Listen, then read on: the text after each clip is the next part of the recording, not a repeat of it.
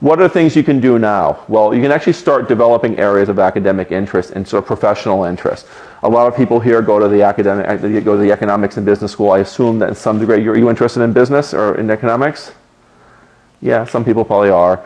There's all this. I saw some other specialized high schools here. You go to specialized high school? No? You? No? When do you go to specialized high school? Which one do you go to? Oh, so you're interested in science.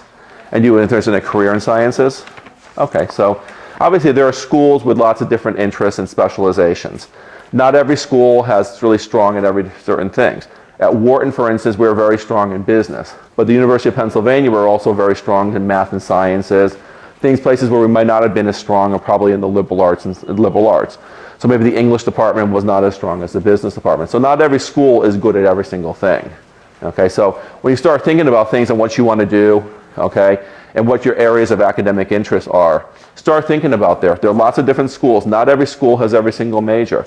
Not every school has a lot of people who sort of go into certain areas like business or medicine or law or journalism, okay? So really, just start thinking about things early on as possible, things that you might want to do with your career or things that you might want to be interested in.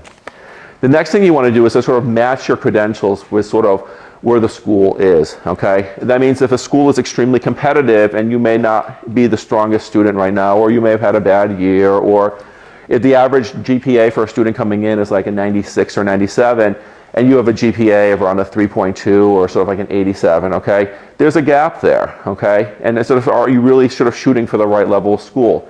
Everybody wants to make the most of their time and make the most of their energy and most of their investment, okay? But applying to school is applying to college is a very, very stressful thing. It's extremely stressful. It's extremely stressful for you. It's stressful for your parents. It's stressful for everybody around you.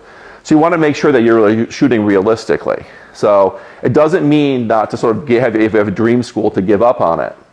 What it means is to be very realistic. Look at what your credentials are, and particularly in terms of your SATs and your grades.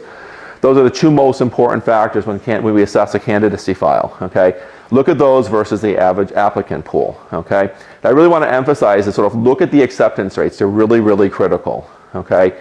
If a school has a 7% acceptance rate or a 10% acceptance rate, you should not just apply to one school, okay? On average, most people apply to 6 or 7 schools, okay? They choose, in this huge universe of universities, down to 6 or 7 from which they really want to go. There's a number of criteria which you could look at from that: location, academic focus, it's a large campus, a small campus, a whole lot of different things. So they have sort of tie-in programs. They have like a 6-year pre-med program. They have a law school there. Is it a rural campus versus a suburban campus or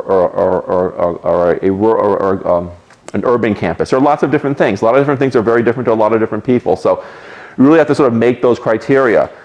For me, I would not like to go to school in the country. I don't like being in the middle of nowhere. It actually makes me nervous, okay? I like being in urban environments, okay? And that's was very important for me when I chose to look at school. So really be honest with yourself. I really want to emphasize, though, when you look at the acceptance rate, realize that that's a general acceptance rate, okay? For different candidates and different classes of candidates, it's either easier or harder to get in, okay? I really want to emphasize that.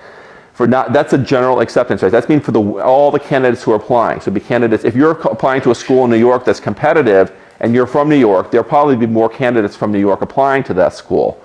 So chances are that the acceptance rate from your school or for your type of candidate is actually lower than what's accepted. If you're applying to a school, say in Oklahoma, okay, and you're probably the only candidate from New York, chances are that the acceptance rate for people interested in that school in Oklahoma are probably going to be a little bit higher. So but look into the numbers. Just don't look at the numbers. Really look into what goes into the numbers, okay? And do some self-analysis saying, man, a 7 or 10% or a 20% or a 30% acceptance rate for me may not be applicable. It could either be a 10%. If it's a 30% acceptance rate, for me, in my type of candidates, it could be a 10% acceptance rate or it could be a 50% acceptance rate. So really keep that in mind and talk to sort of people, a little sort of like your mentors or people in this program who have been to the program, who might know about a particular school and say, oh yes, they like candidates like you, or they don't like candidates like you, or it's particularly hard for candidates like you to get into school.